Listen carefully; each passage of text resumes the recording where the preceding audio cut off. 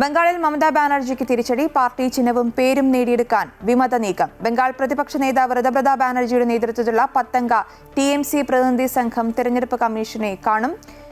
ജിഷ്ണു കൃഷ്ണൻ ചേരുന്നുണ്ട് വിശദാംശങ്ങളുമായി. ജിഷ്ണു, പാർട്ടി ചിഹ്നവും പേരും നേടിയെടുക്കാനായി വിമത നീക്കം നടത്തുമ്പോൾ എത്രമാത്രം തിരിച്ചടിയാണ് മമതാ ബാനർജി കേൾക്കുന്നത്? എന്താണ് വിശദാംശങ്ങൾ? അശ്വതി, ബംഗാളിൽ നിയമസഭാ തെരഞ്ഞെടുപ്പിലേറ്റ ദയനീയ പരാജയത്തിന് പിറകെ തുടർച്ചയായ തിരിച്ചടിയാണ് മമതാ ബാനർജി നേരിട്ടുകൊണ്ടിരിക്കുന്നത്. വിശ്വസ്തരിൽ പലരും വിമത പക്ഷത്തേക്ക് മാറി. കൂടാതെ പ്രതിപക്ഷ സ്ഥാനം പോലും മമതാ ബാനർജിയുടെ തീരുമാനമില്ലാതെ, അറിവില്ലാതെ ഋതുപ്രത ബാനർജി പാർട്ടി പുലർത്തിക്കൊണ്ടാണ് നേടിയെടുത്തത്.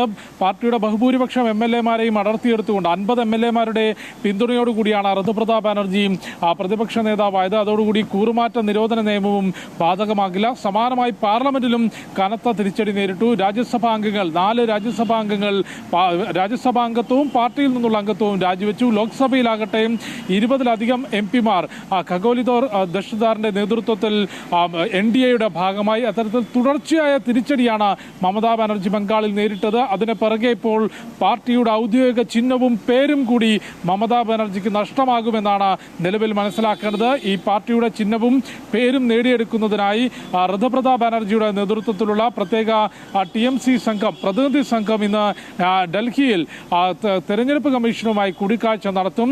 ഋതുപ്രത ബാനർജി ഉൾപ്പെടെയുള്ള തൃണമൂൽ കോൺഗ്രസ് നേതാക്കൾ മുൻപോട്ട് വയ്ക്കുന്നത് ഇപ്പോൾ നിലവിൽ ഔദ്യോഗിക തൃണമൂൽ കോൺഗ്രസ് എന്നുള്ളത് ഞങ്ങളുടെ നേതൃത്വത്തിലാണ്. അതായത് നിയമസഭയിലും ഒപ്പം അല്ലാതെയും പാർട്ടി തലത്തിലും കൂടുതൽ ആളുകളുടെ പിന്തുണയുള്ളത്, ജനപ്രതിനിധികളുടെ പിന്തുണയുള്ളത് വിമത പക്ഷത്തിനാണ്. അതുകൊണ്ട് തങ്ങൾക്ക് പാർട്ടിയുടെ ഔദ്യോഗിക ചിഹ്നവും പേരും അനുവദിച്ചു നൽകണം എന്നതുൾപ്പെടെയുള്ള കാര്യങ്ങളായിരിക്കും തെരഞ്ഞെടുപ്പ് കമ്മീഷന്റെ മുൻപിലേക്ക് ഋതുപ്രത ബാനർജി വെക്കുക എന്നുള്ളതാണ് മനസ്സിലാക്കേണ്ടത്. അതിനപ്പുറത്തേക്ക് മറ്റെന്തെങ്കിലും നിർദ്ദേശങ്ങൾ അല്ലെങ്കിൽ മറ്റെന്തെങ്കിലും കാര്യങ്ങൾ തെരഞ്ഞെടുപ്പ് കമ്മീഷന് മുൻപിലേക്ക് ഋതുപ്രത ബാനർജിയുടെ നേതൃത്വത്തിലുള്ള തൃണമൂൽ പ്രതിനിധി സംഘം വെക്കുമോ എന്നാണ് നോക്കിക്കാണേണ്ടത്. ഏതായാലും വലിയ തിരിച്ചടിയാണ് മമതാ ബാനർജി നേരിട്ടത്. നേരത്തെ കേന്ദ്ര സർക്കാരിനെതിരെ ശക്തമായിട്ടുള്ള പ്രവർത്തനങ്ങൾ നടത്തിയിരുന്ന മമതാ ബാനർജിക്ക് അവിടെ മുഖ്യമന്ത്രി സ്ഥാനം നഷ്ടപ്പെട്ടു എന്നുള്ളത് മാത്രമല്ല, പാർട്ടി പോലും സ്വന്തം കയ്യിൽ നിന്ന് പോകുന്ന അവസ്ഥയിലേക്ക് എത്തി നിൽക്കുകയാണ് നിലവിൽ.